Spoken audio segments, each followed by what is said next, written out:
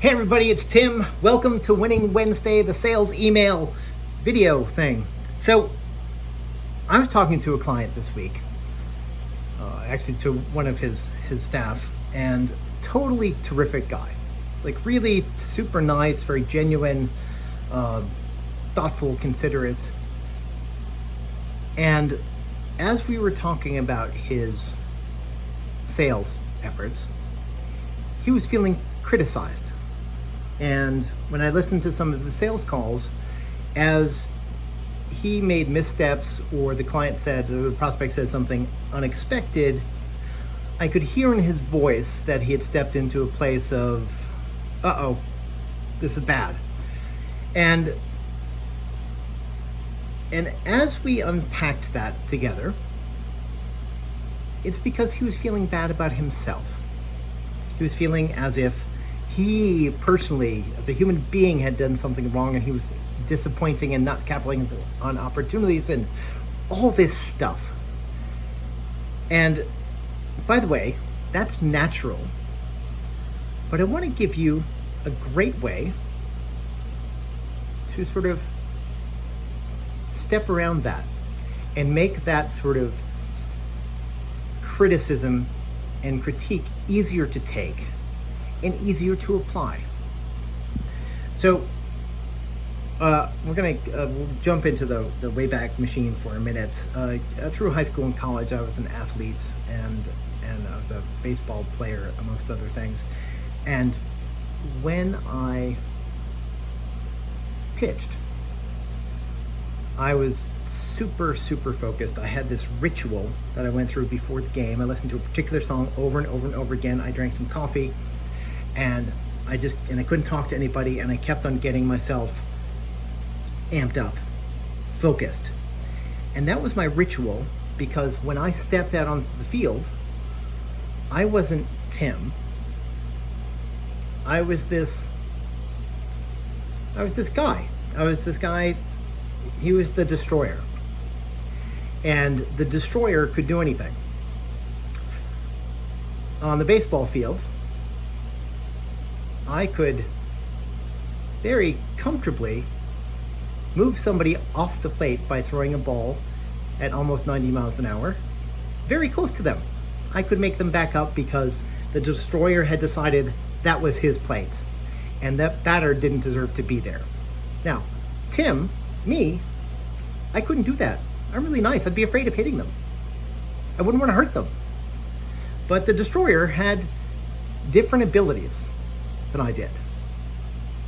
Now, I know the destroyer and I are the same person, but it was so much easier for me to think as if when I needed to dig deep, when I needed to be particularly on and accomplish a particular feat on the baseball field, the destroyer was better at it than I was. And so for some of you, you're looking at me like, oh my God, you're crazy. Like, you're a total nutcase. Well, maybe I am, but when things started to go wrong and I couldn't pull them back, it was because Tim started poking through the destroyer, the doubts that I carry with me, like, like they're better than you, you're not good enough, oh, you shouldn't have thrown that pitch, and those are normal things that come up in human beings. But when you are trying to reach your peak performance, and if you're a salesperson, your peak performance is every time you make a presentation. Or if you're a CEO, your peak performance is every time you talk to a customer or employee. If you are a graphic designer, your peak performance is every moment you sit in front of your tablet to create. If you are a writer, your moment of peak performance is when you sit at the keyboard. And so it is helpful to apply lessons that you might have a hard time learning. So for instance, when my coach told me, stop throwing outside, you've got to come in on these batters, and I was young at that point, I thought like, oh, I didn't have the confidence to do that. And so when I thought I should be throwing it inside, but I was too afraid to when I threw outside, I got shelled. And it's because I couldn't commit to the thing that I knew I needed to do because I had put some sort of limitation on myself. And then, I don't know where it happened. The destroyer showed up. I really don't. I don't know how it happened, and I don't know how I got into this ritual of listening to a particular song over and over again and drinking coffee and not talking to anyone and being very focused and sort of having these ruminating thoughts where I became the destroyer. But I think this is something that you can effectively use if you are having performance problems.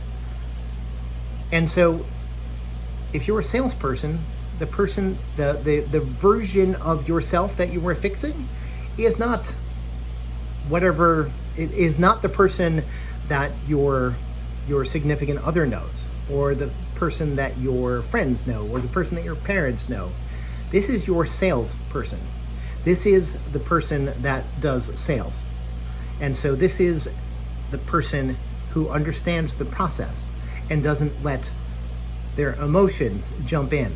This is the person that knows the right thing to say. This is the person that understands the strategic and tactical implications. And so when that persona needs to make adjustments, you can make adjustments on that persona, and it's not you. And while there is some measure where eventually all of this stuff needs to be integrated, where you have to realize that that salesperson is you and you are in fact that salesperson.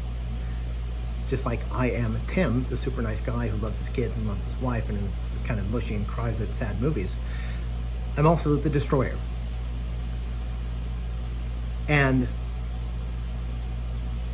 But for purposes of improving your performance, try to think about that performance that you are trying to improve as a role that some version of you plays.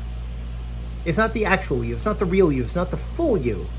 It is one facet of your personality that doesn't care about the criticism, because that facet of your personality is the one that wants to do better.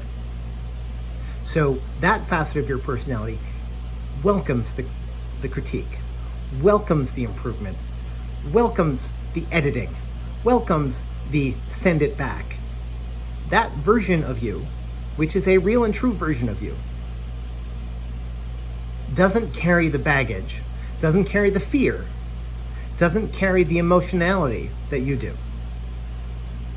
That version of you is 100% geared to be on a Zoom call or on the phone or in person, explaining the benefit of your goods or services to that client. And they understand how your goods and service fit into the world of the client, and they can express it beautifully. And if the client has an objection, they're able to answer it without feeling threatened, because that's who they are. And so think about this. Imagine it. And if you need a little help, you might think about reading Todd Herman's Alter Ego Effect, and I didn't actually know what I was doing when I became the destroyer, but it's something I've used throughout my life in different incarnations. But if you can effectively unlock your superpower through the creation of an alter ego who becomes the version of you that can do that thing that you want to do the very best way possible, give that a shot. All right? From Tim and the Destroyer, have a great day.